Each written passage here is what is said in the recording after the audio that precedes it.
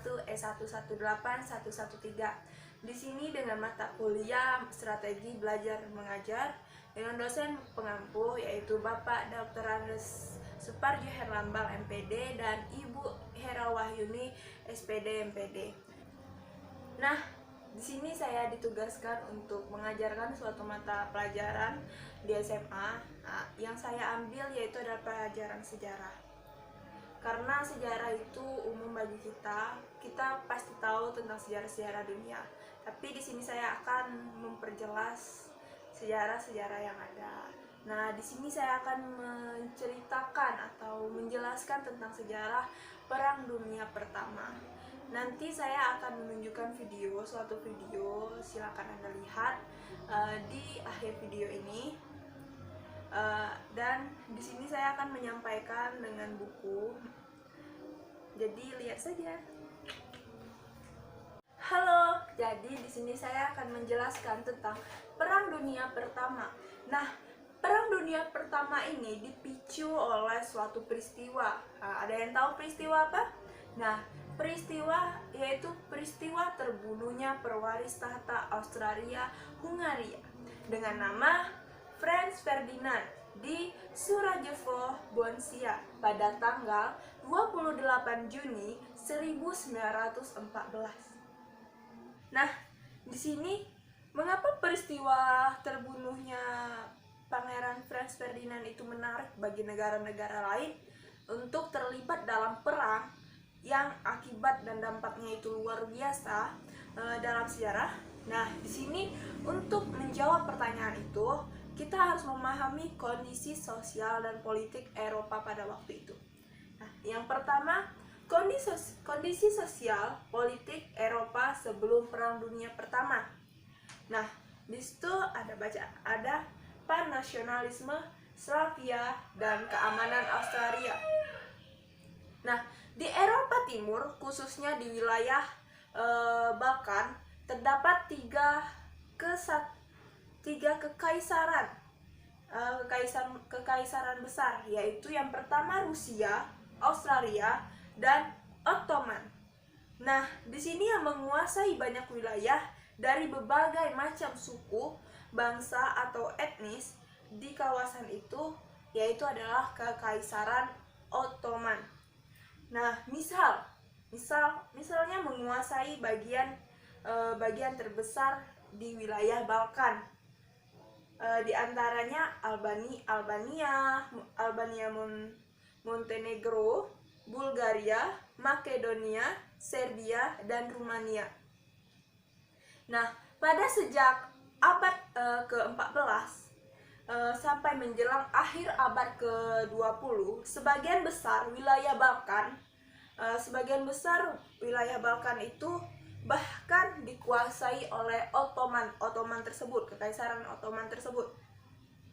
Nah, seiring melemahnya Ottoman, Australia itu mulai memainkan pengaruh dengan menganekasi Bosnia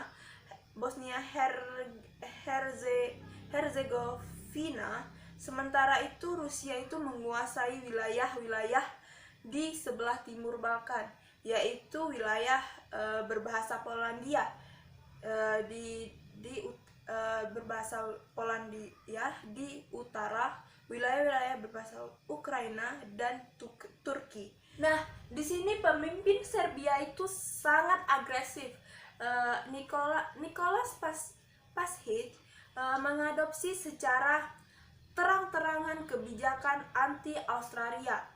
Nah, pada saat yang sama dia mempromosikan pan-nasionalisme Slavia atau pan-Slavis, yaitu visi bahwa bangsa Slavia suatu hari nanti akan bersatu di bawah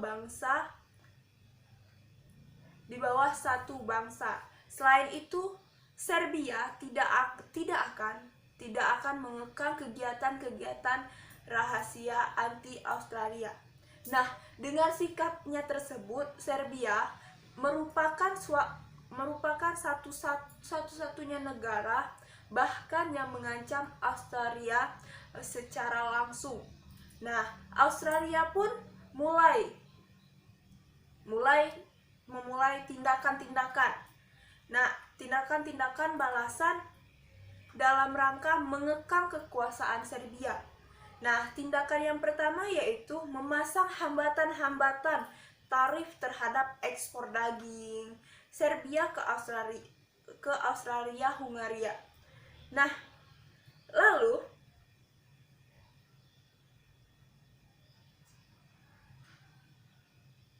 mengambil langkah yang lebih agresif untuk mengakhiri mimpi Panslavia. Ia membangun rel kereta api ke selatan hingga ke Laut Aegea untuk mengisolasi Serbia dari daerah-daerah Slavia lainnya. Serbia yang geram atas aneksasi itu menuntut Rusia untuk melakukan sesuatu. Rusia pada akhirnya ikut serta berperang bersama Serbia untuk melawan Australia. Nah, di situ ada alasan-alasan yang kompleks. Yang pertama, kuatnya tekanan para petinggi militer Rusia yang ambisius terhadap Tsar Nicholas II. Terus lalu adanya tekanan Serbia yang menganggap Rusia itu sebagai sekutu utama bagi Slavia. Nah, lalu adanya taktik rezim Tsar untuk mengalihkan perhatian bangsa Rusia dari krisis ekonomi dalam negeri dan keinginan untuk membuktikan bahwa kekuatan militer Rusia itu adalah setelah kalah perang dari Jepang pada tahun 1905. Lalu faktor lain dari yang melatar belakangi Perang Dunia Pertama yaitu ada faktor politik aliansi. Nah, politik aliansi ini atau bisa disebut dengan persekutuan yang melibatkan negara-negara besar. Perjanjian aliansi itu umumnya bersifat militer. Nah, di mana pihak-pihak yang bersepakat beraliansi berjanji saling melindungi atau mendukung jika salah satu pihak diserang oleh negara lain. Politik aliansi ini tidak terlepas dari faktor pertama, yaitu imperialisme dalam rangka menjaga kestabilan wilayah kekuasaannya, lalu membebaskan negara atau bangsanya dari penduduk bangsa imperialis dan mendapatkan kembali wilayah kekuasaannya yang telah direbut oleh negara lain. Sebagai contoh, karena kekhawatiran akan kemungkinan serangan balasan dari Prancis untuk merebut kembali Alliance Lorraine, von Bismarck menjalin aliansi dengan negara-negara yang berkemungkinan akan diajak Prancis untuk bersekutu. Nah, sementara itu menyadari pentingnya menjalin aliansi dengan Rusia, von Bismarck pada tahun 1887 mengikat diri dalam perjanjian reasuransi atau bisa disebut dengan Reassurance Treaty. Nah, dengan Rusia. Intinya ialah dalam hal ini salah satu pihak terlibat perang dengan negara lain atau bisa disebut dengan pihak ketiga, entah yang bersifat ofensif atau defensif. Salah satu pihak akan tetap netral. Akan tetapi, jika pihak ketiga itu adalah Prancis, nah Rusia tidak wajib membantunya. Sama halnya apabila Rusia terlibat perang dengan Australia, Hungaria, Jerman tidak wajib untuk membantu Rusia. Nah, Selama jalannya perang, yaitu bisa disebut dengan perang parit. Nah, selama perang itu kekuatan utama Jerman, Australia, dan Ottoman melawan sekutu yaitu Prancis, Inggris, dan Rusia. Para serdadu dari kedua belah pihak berhadapan satu sama lain dengan bersembunyi di dalam parit berpelindungan yang panjangnya beberapa kilometer. Nah, perang ini lebih condong ke arah defensif. Mereka membangun pertahanan berupa galian tanah yang memanjang dan paralel, serta ia memasang barikade berupa kawat yang dipasang dengan senapan pistol dan granat yang dibantu dengan senapan mesin. Nah, ketika baku tembak terjadi, satu-satunya yang bisa dilakukan adalah lari dari ledakan granat tersebut dan berharap bisa untuk selamat. Mereka bahkan tidak berdaya lagi jika harus menyerang musuh. Begitu kepala mereka muncul ke permukaan, musuh akan menghujani mereka dengan peluru. Namun perang parit ini dirasa tidak efisien karena dia itu sering kali kubu pemenang menderita kerugian berupa kehilangan prajurit hingga 120.000 orang dan hanya memajukan garis batas sejauh 5 km. Pengalaman pertempuran ini Some menunjukkan perang ini dapat memakan waktu hingga 5 bulan. Nah, perang ini juga lebih menyedihkan daripada perang yang terjadi. Semua perang yang terjadi. Karena sering prajurit terkena disentri akibat minum air yang tidak bersih. Akibat buruknya logistik, banyak kelak menjadi pemimpin fasis Jerman dalam masa Perang Dunia Kedua. Nah, sementara itu medan atau bisa disebut dengan front pertempuran dapat digambarkan sebagai berikut, yaitu yang pertama front barat, yaitu antara Jerman melawan Belgia dan Prancis. Lalu yang kedua front timur, yaitu antara Rusia melawan Australia, Hungaria, dan Rusia Timur. Kelak ketertiban Rusia dalam perang berakhir dengan ditandatanganinya perjanjian Brest-Litovsk. Lalu front selatan, nah, yaitu antara Italia melawan Austria, Hungaria, dan Jerman. Nah, lalu front Balkan dan Timur Tengah merupakan daerah pertempuran negara Australia, Hungaria, Inggris, Turki, Yunani, Bulgaria, Suriah, dan Mesir.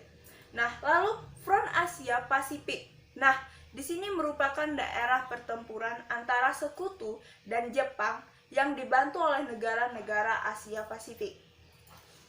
Dalam berakhirnya perang, yaitu ada perjanjian Versailles tahun 1919.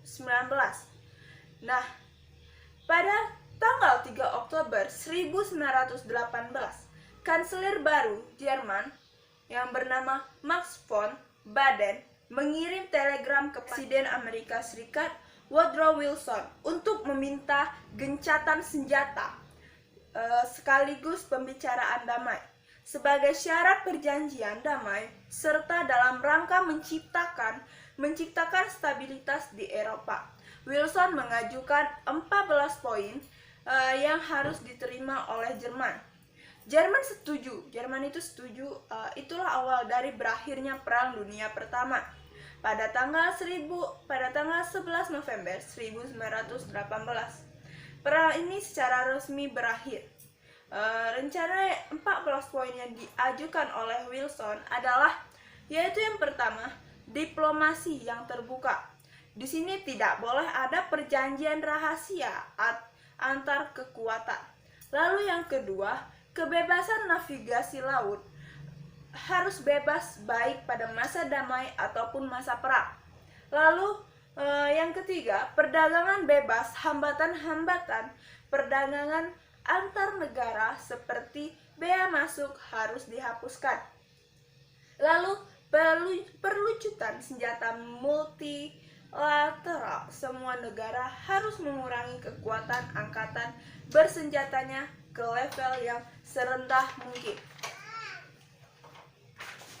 Lalu yang keenam, Rusia itu harus diizinkan untuk menjalankan pemerintahan apapun yang diinginkan, dan pemerintah itu harus diterima, didukung, dan disambut. Lalu yang ketujuh, Belgia itu harus dikosongkan dan dikembalikan ke situasi sebelum perang, dan seterusnya. Nah, itu sebagian dari perjanjian-perjanjian dari setelah melewati diskusi yang cukup lama, perjanjian akhirnya tercapai. Jerman dipanggil ke Versailles untuk mendatangani perjanjian itu pada tanggal 28 Juni 1919. Oleh karena itu disebut dengan Perjanjian Versailles. Di sini ada pun pengaruh dari Perang Dunia Pertama bagi Indonesia, yaitu bagi rakyat Indonesia, terutama bagi organisasi-organisasi pergerakan Perang Dunia Pertama, membawa dua dampak penting, yaitu menguatkan perasaan nasionalisme dan gerakan ke arah kemerdekaan karena doktrin Wilson serta berkembangnya paham komunisme. Kedua hal tersebut dapat dijelaskan sebagai berikut, yaitu yang pertama, doktrin Wilson dan meningkatnya gerakan nasionalisme sebagaimana telah dijelaskan sebelumnya. Pada Januari 1918, Presiden Amerika Serikat Woodrow Wilson 1856 sampai 1924 mengumumkan 14 butir dasar penyelesaian yang adil untuk mengakhiri Perang Dunia Pertama 1914 sampai 1918. Nah, butir ke-10 dari 14 butir gagasan Wilson tersebut sangat mempengaruhi organisasi gerakan di tanah air, khususnya Perhimpunan Indonesia atau bisa disebut dengan PI, dan Perhimpunan Nasional Indonesia disebut dengan PNI. Butir tersebut menegaskan bahwa pengakuan terhadap hak menentukan nasib sendiri atau bisa disebut dengan right of self-determination bagi bangsa-bangsa yang dikuasai oleh 4 imperium besar, yakni Jerman, Australia, Hungaria. Lalu berkembangnya paham komunisme. Nah, di sini benih paham komunisme yang pertama kali dibawa ke Indonesia oleh H.J.M. Schneeflier pada tahun 1913. Ia seorang pemimpin organisasi buruh dari negeri Belanda yang juga merupakan salah satu anggota antisosial demokratis Arbeid der Partij atau bisa disebut dengan SDAP. Nah, atau Partai Buruh Sosial Demokrat dari Belanda pada tahun 1914. Nah, di sini ia mendirikan sebuah organisasi yang bercorak Marxis yang bernama Indische Social Democratische Vereniging atau bisa disebut dengan ISDV. Nah, yang berpusat di Semarang. Awalnya komunisme ini tidak mendapat tanggapan dari Indonesia.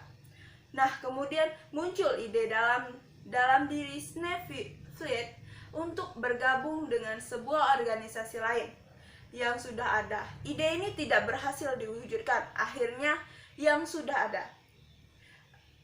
Akhirnya IDSF masuk dan menjalin hubungan dengan tokoh-tokoh organisasi Serikat Islam atau bisa disebut dengan SI, politik infiltrasi atau penyusup. Nah, penyusup ISDV ini berhasil mempengaruhi 2 orang pemimpin Serikat Islam cabang Semarang yang terkenal militeran dan berbakat, yaitu Semaun dan Darsono.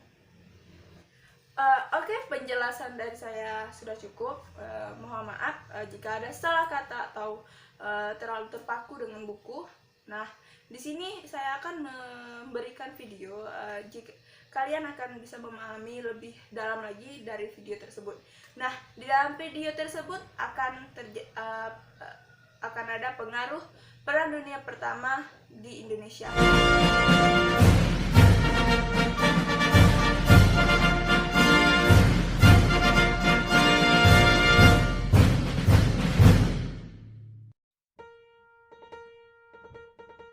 Apa yang pertama kali kamu pikirkan ketika mendengar cerita tentang Perang Dunia Pertama?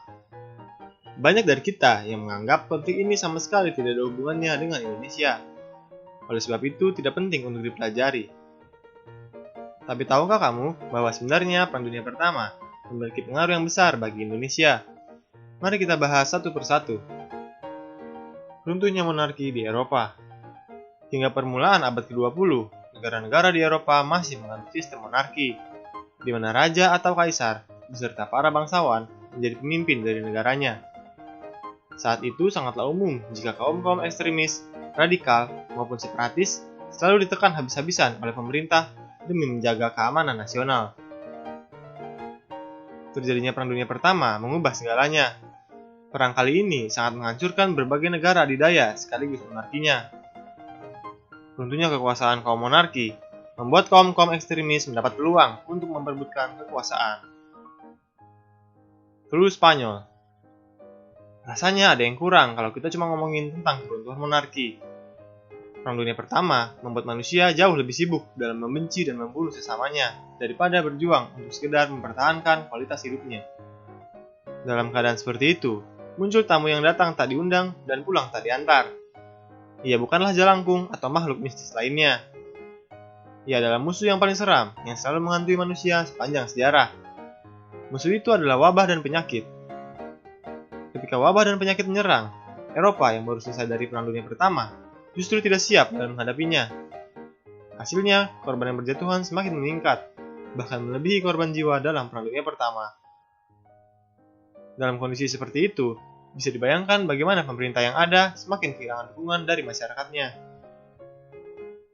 Kemunculan kaum ekstrim. Berakhirnya Perang Dunia Pertama meninggalkan kehancuran baik ekonomi, infrastruktur, maupun korban jiwa. Hal ini masih saja diperkeruh oleh terjadinya flu Spanyol. Dalam kondisi yang seperti itu, muncul beberapa spesies baru, seperti Hitler, Mussolini, Lenin, dan lain-lain. Kaum-kaum ekstremis ini mendapat angin segar berupa kekecewaan publik akibat kegagalan pemerintah, khususnya di bidang ekonomi. Masyarakat yang seakan sudah terjatuh dan tak bisa bangkit lagi, mulai berfatamorgana saat mendengar berbagai retorika dari kaum-kaum ekstremis yang semakin mendapat dukungan publik dan pada akhirnya berhasil menguasai pemerintahan.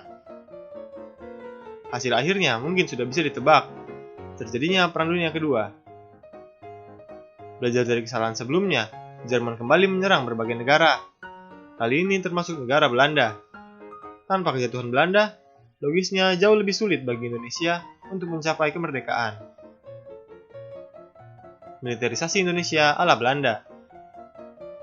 Bagi mereka yang gemar belajar sejarah, istilah peta pasti bukanlah istilah yang asing. Istilah peta di sini tentu bukanlah peta dari Dora the Explorer, melainkan singkatan dari pasukan pembela tanah air yang dibentuk oleh Jepang. Namun jauh sebelum itu, Hindia Belanda juga memiliki organisasi militernya, yaitu KNIL. Untuk membayar tentara Eropa yang lebih profesional, tentu membutuhkan dana yang lebih tinggi. Padahal dalam kasus Hindia Belanda, kuantitas personil yang dibutuhkan sangatlah besar. Karena itu, sekalipun pernah terjadi pemberontakan Sepoy di India, Belanda tetap mengambil keputusan untuk memperbesar jumlah serdadu asli Indonesia. Perang Dunia Pertama membuat Belanda semakin khawatir. Ia mulai berpikir untuk mempersenjatai koloninya yang paling berharga dengan perlengkapan tempurnya sendiri. Hal inilah yang memunculkan pabrik persenjataan militer di Indonesia. Salah satunya adalah PT Pindad. Kelahiran komunisme. Tanpa terjadinya Perang Dunia Pertama, mungkinkah komunisme bisa muncul? Ya mungkin saja, namun rasanya tidak akan sekuat seperti kejatuhan Kekaisaran Rusia dalam revolusi komunis, yang pada akhirnya memunculkan Uni Soviet. Demi mempertahankan diri dan menyebarkan paham komunis, Soviet mulai mendirikan organisasi komunis, yaitu Komunis Internasional atau Komintern. Agen-agen dari organisasi ini mulai dikirim ke berbagai negara, termasuk negara-negara yang masih terjajah, untuk meningkatkan perjuangan setempat melalui bantuan dana dan pendidikan dari Uni Soviet. Apa tujuannya? Simpelnya untuk membuat negara lain ikut jadi negara komunis. Kalau semakin banyak negara yang menjadi komunis, Soviet akan lebih mampu dalam bersaing melawan negara kapitalis. Salah satu buktinya adalah terjadinya pemberontakan kaum komunis di Indonesia pada tahun 1926 yang berhasil dihancurkan oleh tentara kolonial. Pergerakan nasional yang semakin meluas. Kekaisaran Austria-Hungaria, Kekaisaran Rusia, dan Kesultanan Turki adalah contoh dari kekaisaran yang multikultur. Kekaisaran ini seringkali dipusingkan dengan adanya kelompok-kelompok separatis yang menginginkan kemerdekaan dari negaranya. Dengan berakhirnya Perang Dunia Pertama, ide mengenai satu bahasa, satu bangsa, dan satu negara mulai menjadi kenyataan di Eropa. Negara-negara baru mulai bermunculan, seperti Polandia, Hungaria, Republik Ceko, Yugoslavia, Estonia, dan sebagainya. Melihat negara-negara lain bisa terbebas dari penguasa lamanya, negara-negara yang masih terjajah tentu merasa cemburu dengan kesuksesan mereka. Hal ini turut mendorong kebangkitan nasional di Indonesia yang diwarnai oleh berbagai golongan, baik nasionalis, agama, dan sebagainya. Salah satu titik terpenting dari kebangkitan nasional di Indonesia adalah munculnya Sumpah Pemuda pada tahun 1928 yang menyatakan bertanah air, berbangsa, dan berbahasa satu Indonesia. Baik, sekian dari saya. Saya mohon maaf dan undur diri. Assalamualaikum warahmatullahi wabarakatuh.